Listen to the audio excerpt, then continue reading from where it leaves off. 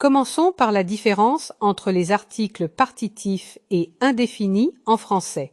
L'article partitif, comme du, de la ou des, sert à désigner une quantité indéterminée d'une substance, je bois du lait.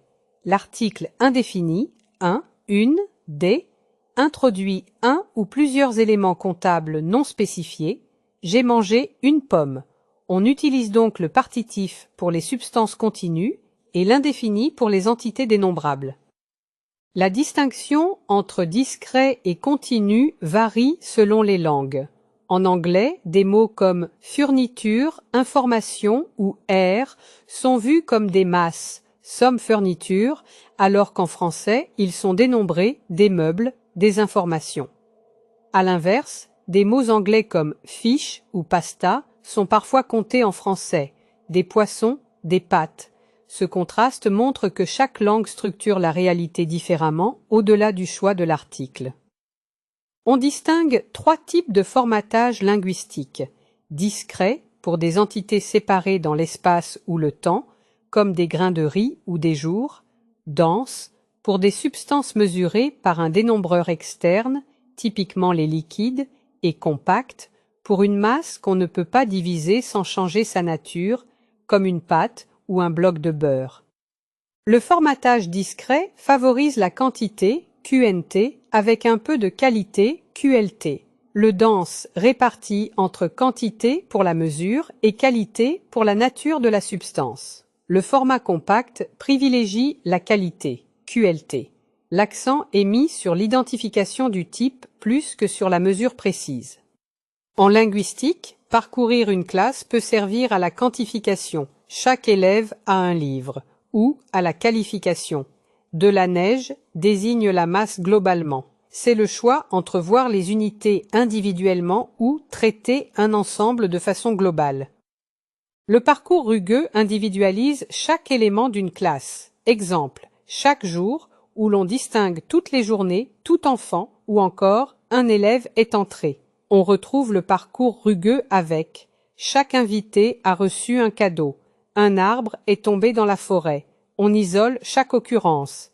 Parfois cela vise le type. Une baleine est un mammifère, ou la singularisation temporaire, un bruit de pas.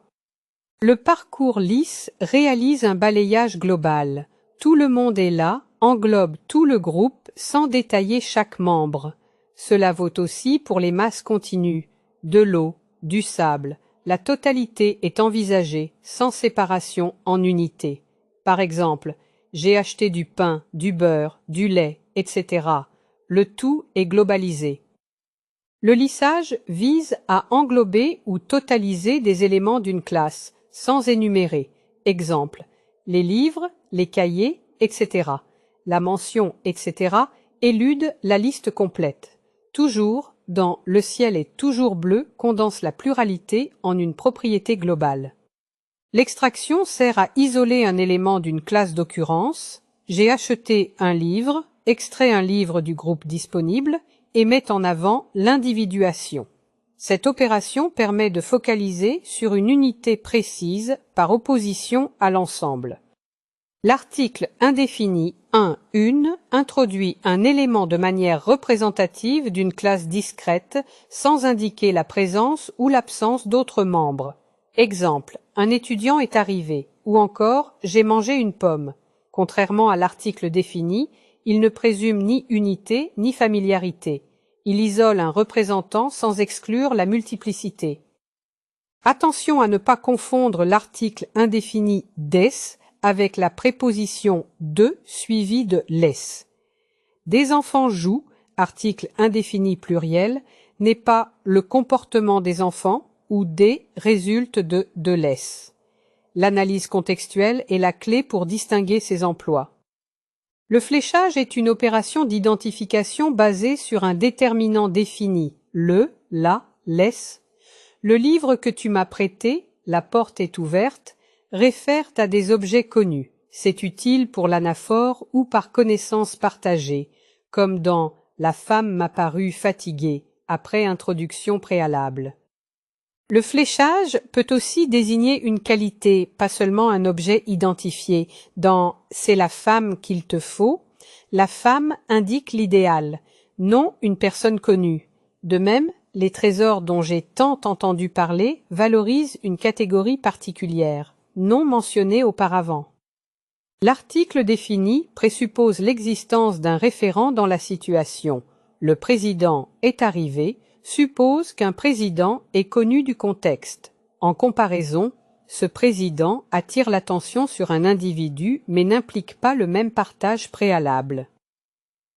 En français, l'article défini implique que le référent est identifié et incontestable.